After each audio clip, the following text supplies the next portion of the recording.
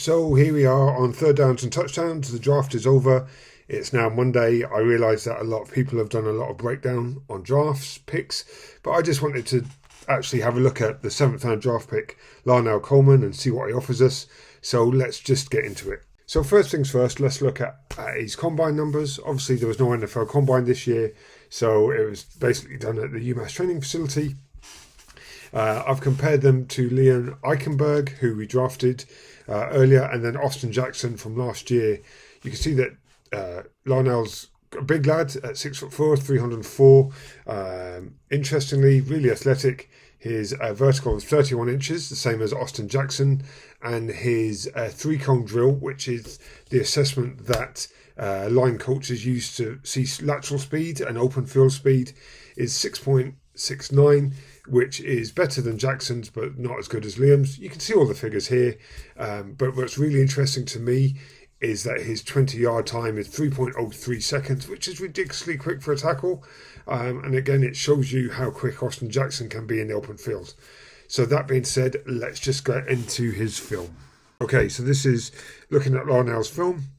This is the first play of the first game for the Minutemen last year in 2020. So this is Larnel here. He's going to be an outside zone play or stretch. He's going to try and block this defender. So now we're going to see some motion from the offense. Remember, this is Larnel. This is where we're watching him. Good release. Look, he's worked horizontally to get width. It's an outside zone play. He's there. If you look at all the other, they're all in pretty good position. Now the defender's waiting to see what happens in the backfield. Larnel's going to close this space. Good job. The defender hasn't crossed the line of scrimmage. He now turns him and walls him off from the play. So that's first play. Good start. Let's see what else he can do. Join the Minutemen now on the third down. The previous play was second down, an inside zone. He didn't block anyone because the defender didn't come into his blocking lane. But this is a third down now. I just want to point out that he's in a 2-point stance. The motion as well is going to change his responsibility. He's now going to have to be responsible for this defender. He's going to use what we call a sprint out technique, where he literally sprints out to try and block the defender. So let's just take that back and have a look at it at full speed. 14 comes across. Larnel's going to go out, and he looks in good position, but you can see that the defender gets the edge. But because he sprinted out, he's forced the defender wide, which has allowed the quarterback to throw the football. So not effective, not pretty, but he gets the job done. So we're back with it. This is our tackle here. He shows, I'm going to take it back because we missed the start. So he shows good athleticism here. I believe, for those of you who know about O-line skill, that this is what they call a pin and pull. So he's uncovered. So he has the ability to pull and extend the blocking range. So the tight end essentially blocks down. He skip pulls. Now he makes a decision. This receiver's come down to block. That's going to leave someone unblocked on the outside. Now it's easy for them to go past, for Larnel to go past that defender. You see it happen even in the pros, but now he's made his mind up. This is a smaller, quicker defender. He's got down. I think he's a little bit of a hip bender here, not much bend in the knees, not to sound like Mike Mayock. But what he does is he gets his hands on the defender and washes him out of the play. What I particularly like is he keeps on him, a little bit of niggle at the end. It reminds me of some linemen I coached in the UK, but that's a really good play, the niggle that is. That's just a really good athletic play. I can really see why the Dolphins decided to take a punt on this guy in the 7th round. All right, so let's go on to the next one. Okay, so as much as the last play was good, this play starts off well, but doesn't finish so well. All right, so this is our tackle here, Larnel Coleman again. He's going to block number 44, the defensive end. Now here, there's a double team. Like, really, that guard is already looking at going to the next level, but they should be in control of that block. The guard leaves. Just as a concern, his feet are fully extended. So there, the defender is slightly lower. His eyes are in the backfield. It looks like there's a hand fight going on for inside control. I would say the defenders won it because Larnel's hands are to the outside and the defenders are able to shed the block. Now, as a double team, let's just take that back. As a double team, I'd expect 2 offensive linemen to beat that defender because he's lined up probably head up, maybe the inside shade to Larnel. So for as good as everything else the athleticism has been, that's something he's going to need to work on. That, but he's a big lad. that's something he's going to need to work on. So on to the next one. Okay, so we join the Minutemen on the very next play. Again, this is our tackle Larnel. This is going to be his blocking responsibility. The play is going to be an outside zone away from the left tackle. So let's have a look at it. This is going to be, now, this is good release. He works laterally to clear that defender, lets him go. Now, there, that defender hasn't moved. Get on his shoulder, attack him. But he takes a bad angle. He doesn't take a bad angle, but he doesn't read what the linebacker's doing. Now, if we just go back and watch this linebacker, the linebacker stood still. Now, get on him. Be more aggressive. Get onto his shoulder. Now, he's turned. All he's done there is, admittedly, he's forced the defender wide. But you can see now that 40 could pursue to the play. So what I like about this is that there's good athleticism to get to the second level. You know, that should be, he's done everything right. He just hasn't finished the block.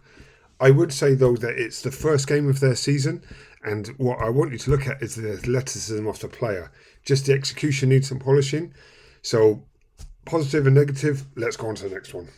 Okay, so we join the Minutemen in their own red zone. It's the next series on after the previous play that we've just seen.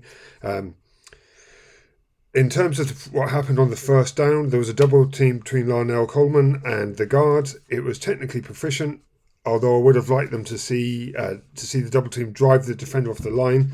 But what I'm going to take from that is they didn't allow any penetration, so technically good. But on this play here, what I don't want you to watch, don't watch the play, because the play is not good for UMass. But what I want you to watch is Larnel Coleman, again at left tackle. This is the defender he's going to have to block to. On the previous play, I criticised him for his open field blocking. Now on this one, he totally turns it around. So if we watch, this is going to be an inside zone play. So this is the widest defender. This is the box defender. So you can see all the linemen are here. If Larnel gets this, you know, he can see a little bit upright. The defender's quite low, but he closes that distance. The defender's got his eyes in the backfield, but he still gets his hands on him. Now he can't do anything. Watch. Niggle takes the guy to the ground. You know what? For as much as I criticised him on the previous play, that's good technique. It's harder for a big man to get to a small edge defender and get pressure on him. So you know what? Positive after a negative. So good response. So there's been quite a jump from the last play I showed you to this play. It's good because this is now a side-on view of young Mr. Coleman. Here he is at left tackle. This play is a good old-fashioned screen. So the quarterback's going to drop back, running back's going to go out and hide amongst the traffic. But what I don't like is this. So he backpedals. The defender is lower than Mr. Coleman. He needs to be much more aggressive in pass pro. Now he can give up ground here, but my concern about this is looking at his feet. Yes, he's got control of the defender, but the defender's taking him back to the quarterback. And I don't know how their scheme is drawn up, but in my head there's alarm bells ringing because he's just going back. It feels like the defender's taking him back and he's not in control of the block. Now, looking at this, I feel that the tackles we drafted last year in Jackson and Hunt will do a better job. One of the strengths, apparently, of the tackle we drafted this year, Liam Eichenberg from ND, is that once he gets his hands on you, he's in control of the block.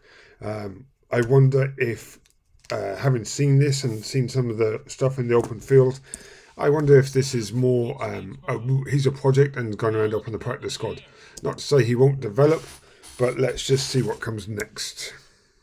Okay, so last play that we're going to look at in this short video. So again, here's our left tackle. It's more about the technique here and how he influences the play than what he actually does. So you can see he's in a 2-point stance for pass protection. His left foot's back, which suggests to me that he wants to get back quickly. So let's just watch what he does. So kick, got his eyes to the inside, has watched the defender go, steps over, tries to take is in good position to take the block over. The guards just own it, a little bit of a shove just to make sure the defender can't get into it. Keep working, maintains body position. Now, this is a clear signal. His shoulders are pointing to the sideline, so the quarterback knows that the defender has to go through this channel if he wants to tackle him. So clear read for the defender, clear read for the quarterback. Sorry. So let's just look at that again. Take it back. So he kicks for depth. Hands a little bit low. I'd like to see his hands in a striking position, but that's just me personally. Good double team here. A little bit of niggle. Keeps working. You know, just does a block by essentially doing nothing. I like this guy. I can see why we took the chance. Again, I know I've said that I wonder if he'll end up on the practice squad, but it'll be interesting to see what happens over the course of the season. So just a quick reminder, if you like this breakdown, just subscribe and subscribe to the channel, like the video. It'd be a massive help. And I'll speak to you all on the next breakdown.